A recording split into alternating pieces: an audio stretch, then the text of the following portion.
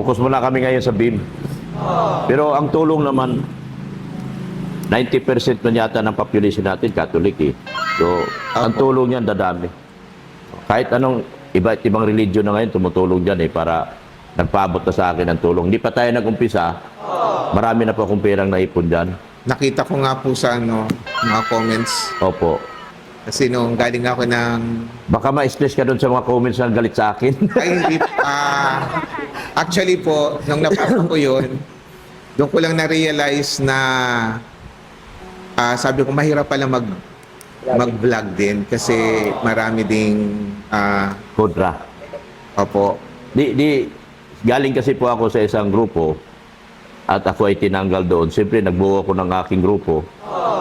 Kumbaga, ano yung ginawa namin doon, pinagpatuloy ko lang. Siyempre, ang daming kalaban ko doon. Kaya sabi ko, baka si Father ma-stress man. Kung ako po ang gagawa na may stress po talaga. Nakita nga din ng mga kapatid ko, napapanood po nila. Opo. Kaya nalaman po nila yon. Oo.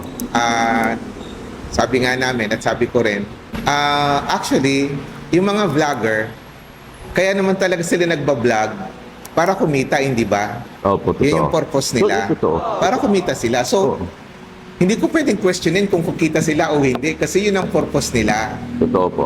Di ba? Yun po yun eh. Opo. Ngayon, yung iba, kay katulad po ninyo, for charity. Charity. Pero alam po po yun na hindi naman po pwede na wala, na may needs din kayo. Oo. Ano? So, understandable po yun. Sabi ko nga, mag-vlog kayo. Kayo naman na nag-e-effort na mag-vlog para makaraise ng fine.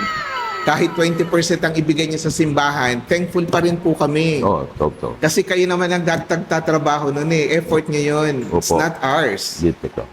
Recipient lang kami. So, yun po yung ano ko, yung sa akin. No? Kaya, At saka, sabi din po nung mga kaibigan ko na may alam din sa social media, okay lang daw yun kahit basher na nagko-comment.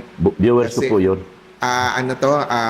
Nakakatulong din po yung kasi lalong lumalaki yung network, yung Totoo po. exposure. Totoo po. Yung pala yun.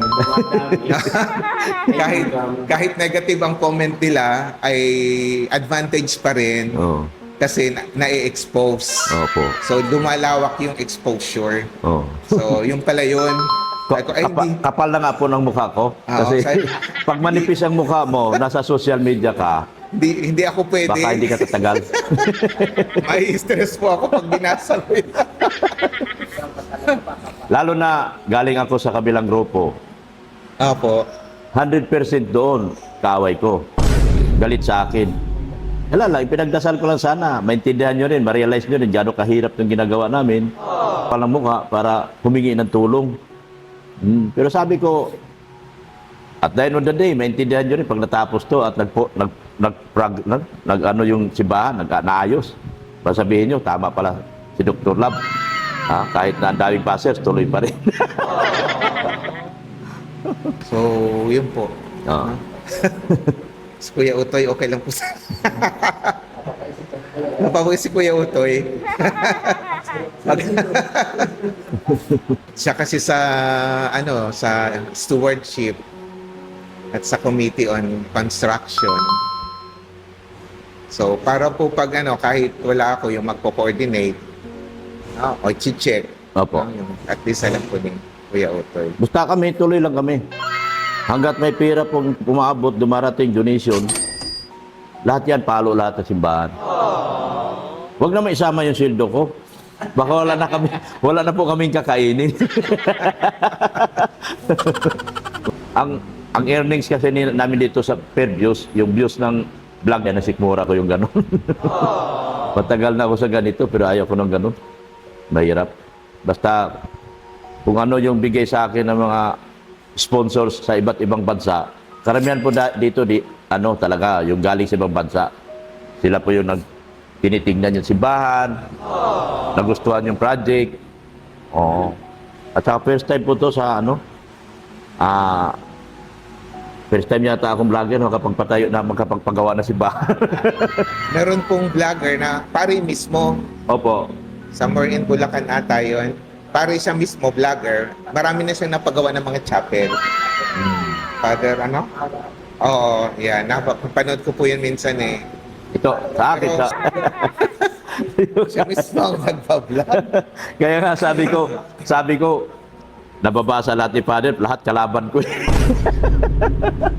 Lahat kaaway ko eh. Kasi yung mga good viewers, hindi yan magko-comment eh. Yung mga good viewers. Yung mga bad viewers, talaga yun yung una mag-comment. Opo. Yun. Mga bad viewers yun. Pero viewers ko pa rin sila. Publicity pa din. Oo. Siguro may tutulong namin sa inyo po yung pag-subscribe na lang eh. Di, wala po problema yan. As long as andito tayo, andito, buhay pa ako, hanggat kaya ko manghingi. Yun lang ang papel ko eh. Manghingi. Yun lang ang papel ko. Gusto ko lang makita na porsigido ako dito sa project na ito. At yun po ang gusto makita ng mga Team Guapa community na meron silang isang tao sinusuportahan na ang pera nila hindi napunta sa wala. Ang pera nila napunta sa simbahan. So, pagdating ng araw at panahon, pupunta yan sila dito. Si bibisita dito sa anak dito. Opo. Pupunta po ng simbahan yan. Opo. Pupunta po ng simbahan yan. So, pagpunta nila, bibisita dito sa anak nito, pupunta ng simbahan, proud na tayo. Ito yung gawa namin. Aming pera ito. O, di ba? Ang ganda. So, akin na po ito, Father. Opo. Sige. Reference niyo po. Para ipakita ko to sa mga yung mga trabahador. Yan pong naka-staple po yan, naka-group. Yung mga bids of materials. Ito yung listahan sa mga materyales. By phase po yan. O, by phase. Yung phase 1 po muna tayo. Nakalagay po dyan. Ito, phase 1. Anong phase 1 nito? Ito po, Ah. ang phase 1. Kaya andito po yung beam completion. Oo. So, yan po yung mga, yan. Yung mga unit na ganito po ang PPE Mm. price. Basta bibili na pula niya. Nandito po yung mga details niya ng mga materials. Opo.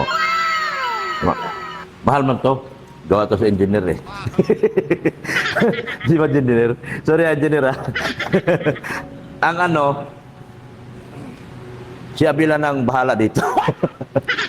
Basta depende sa kung sino yung magbibigay ng, katulad niyan, sinabi ko kanina, ang donation natin is through, kunyari, donation sa simento, donation sa buhangin, donation sa bakal, ganyan po ang, basta pero ang bibili natin, sundin ito. Apo. Sundin ito. Apo. Para maganda ang project. Para matapos natin ng maayos. Oh. Para pagdating ng araw, ikakasal yung dalaga nito, dito rin. Dito na. Oo. Yung kanyang anak, dito rin. Siyempre, taga rito siya eh. Oh, at least maganda na. Oo, di ba? Okay po.